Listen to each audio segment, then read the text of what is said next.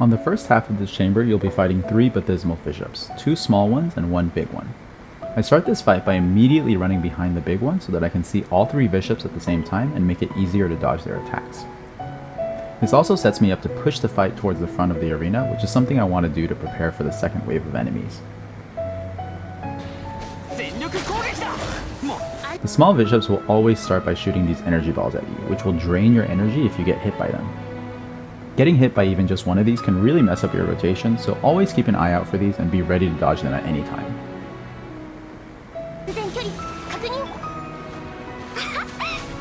Both waves on this half have multiple enemies, so you want to use a team that has strong AoE damage. I'm using a national team variant with Kaeya in place of Xingqiu. Xiangling and Kaeya's bursts allow me to continuously deal damage around me, which is great against enemies that tend to surround you like these bishops.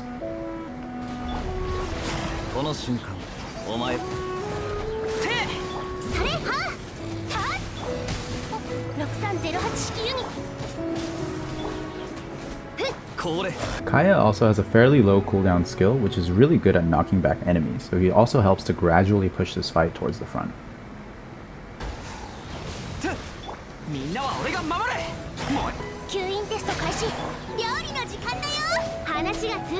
These bishops are notorious for having a low stagger threshold, which causes them to kind of go all over the place. But this can also work to your advantage if you're able to chain and time your abilities to interrupt some of their stronger attacks.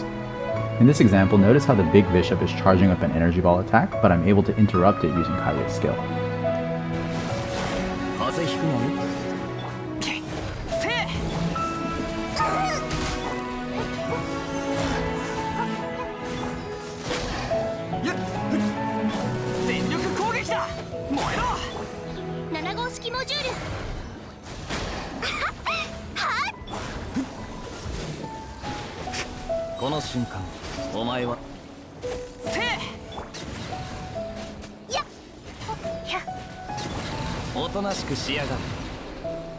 After I defeat the first wave, I shift my focus immediately to this blue fungus here.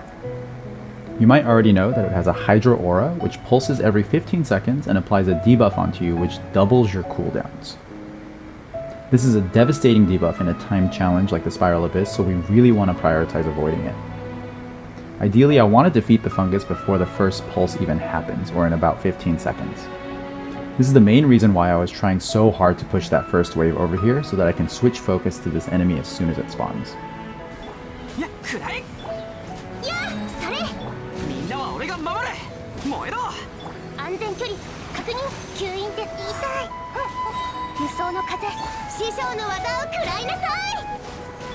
Unfortunately, my major cooldowns weren't quite ready, and I'm not able to defeat it before the first pulse comes out. You can see this blue wave emanating from the fungus, and that's what applies the debuff on you. As the wave hits Kaeya, you can see the debuff symbol appear above him and also down by his health bar. This is where Bennett comes in, and also the main reason why I opted for a national team on this half. Bennett's burst periodically applies pyro onto characters that are standing inside it. This pyro can react with a Hydro debuff and effectively cleanse it off of us. As soon as I see that Kaeya has been hit by the debuff, I don't use his abilities, or else their cooldown timers will be doubled because of the debuff. Instead, I wait for the next tick of Bennett's burst to apply pyro onto Kaeya and react with the Hydro. This vaporize tells me that the reaction has occurred, and you can also see that the debuff is no longer by his health bar. Now it's safe for me to use his abilities and continue with the rotation.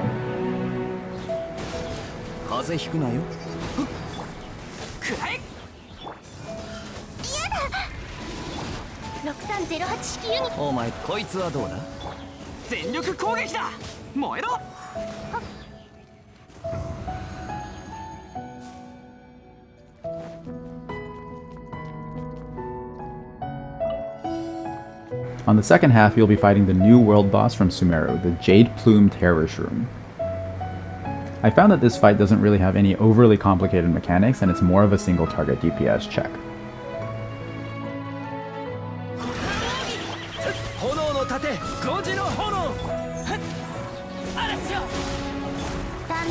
The main mechanic to be aware of is the Rage Bar, which goes up when the boss takes electro damage and goes down when it takes pyro damage. Dendro-based electro reactions, namely Quicken, Aggravate, and Spread, fill up the bar much faster. When the bar fills up completely, the boss uses one of 3 enraged attacks, then becomes stunned for about 15 seconds with decreased resistances. A Hypercarry Electro Team or a Taser variation are both solid options for taking advantage of this mechanic.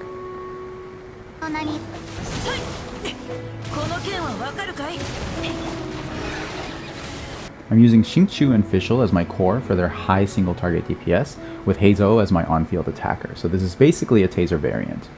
But because I'm using Toma as my shielder, mostly for the previous chambers, I actually can't fill up the rage bar completely.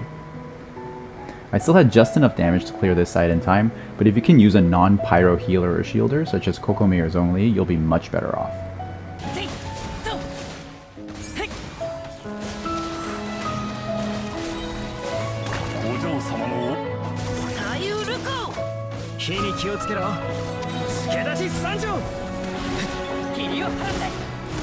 One positional tip I can offer is that I prefer to stay in between the boss and the wall of the arena.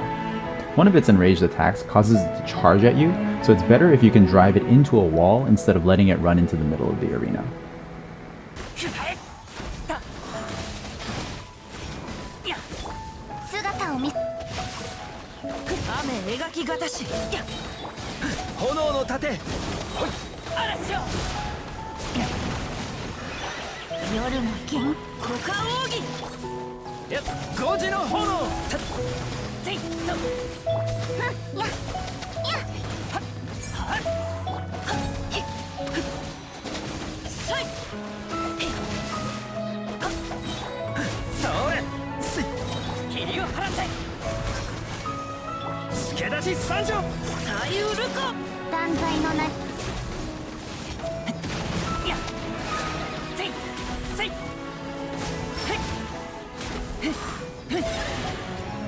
The builds are in the video description, and as always, thank you so much for watching.